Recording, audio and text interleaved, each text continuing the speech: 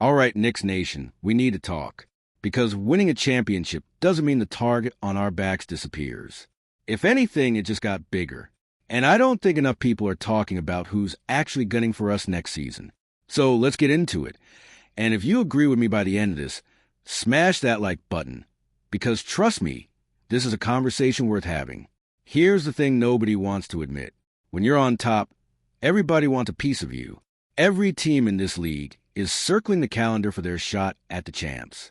And it's not just about beating the Knicks as a team. It's personal. It's about beating Jalen Brunson.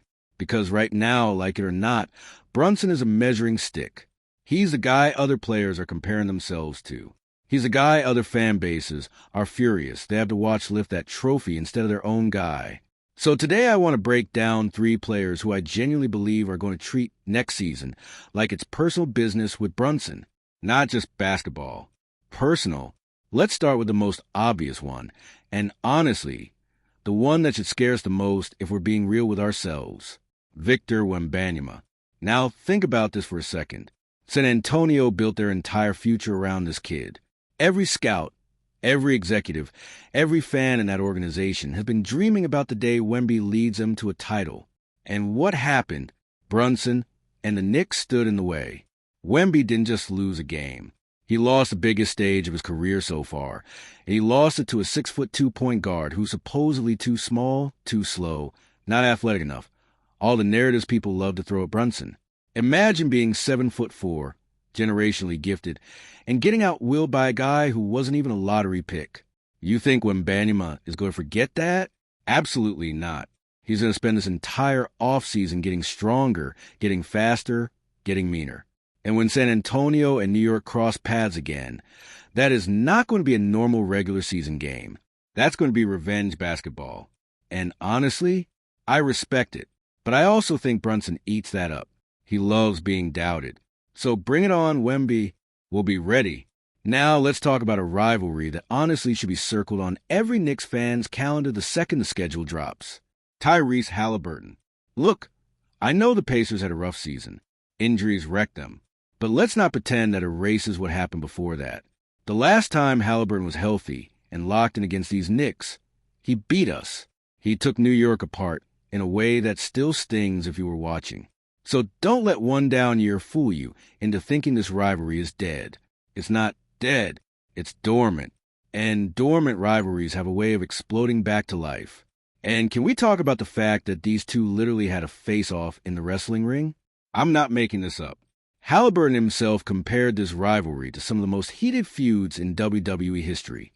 When a guy is comparing his beef with you to a pro wrestling storyline, that tells you everything you need to know about how personal this has gotten. Indiana might genuinely be the last real obstacle standing between the Knicks and being considered the undisputed kings of this league. And Halliburton knows it. He's going to come back next season with something to prove, and I don't think we should sleep on that for 1 second. All right, quick pause. If you're still with me, drop a comment right now and tell me which of these rivalries you're most excited to watch unfold. Wemby, Halliburton, or the next name I'm about to bring up. I read every single comment, so let me know, because I want to hear your takes too. Okay, third guy, and this one might surprise some of you, but hear me out. Tyrese Maxey. I know. Some of you are probably yelling at your screen right now saying it should be LeBron or maybe Jalen Brown or some other big name. And sure, those guys have pride too. But think about who actually got humiliated on the biggest stage. Philadelphia didn't just lose to the Knicks. They got swept, wiped off the floor, sent packing, without even the dignity of stealing one single game. That's not just a loss. That's an embarrassment that follows you into the summer, into every workout, into every interview where reporters ask you about it. Maxey is the engine of that Sixers team. He's the one who has to look in the mirror and know that his team wasn't even competitive against the champs. That kind of thing doesn't just go away. That builds motivation. That builds rage. And I genuinely believe Maxey is going to come back next season playing like a man with something to prove, specifically against Brunson and this Knicks roster. Philly fans, I know you're not going to want to hear this, but your guy has extra fuel in the tank now, and it's aimed directly at New York. So there you have it. 3 players, 3 completely different situations, but all pointing at the same target. Jalen Brunson and the New York Knicks. And honestly, as a fan, I love this. I love that we're the team everybody wants to knock off now. That's what being a champion means. You stop being the underdog story and you become the villain in everybody else's story. Every single one of these guys is going to circle their games against us on the calendar. Every single one of them is going to bring their absolute best because losing to Brunson clearly does something to a guy's confidence. But here's my honest take, and you can disagree with me in the comments if you want. I don't think it matters. I think Brunson has been doubted his entire career.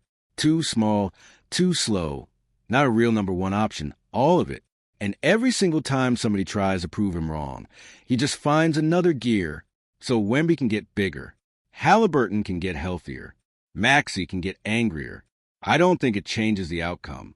I think Brunson thrives in exactly this kind of environment, being the guy everybody's chasing. But I want to know what you think. Are we sleeping on one of these rivalries? Is there a name I completely missed that should be higher on this list? Let me know down in the comments, because this channel is nothing without this community, and I genuinely want to hear from real Knicks fans about how you're seeing this. If this video got you fired up even a little bit, do me a favor and hit that like button before you go. It genuinely helps this channel grow, and it lets me keep making more content like this.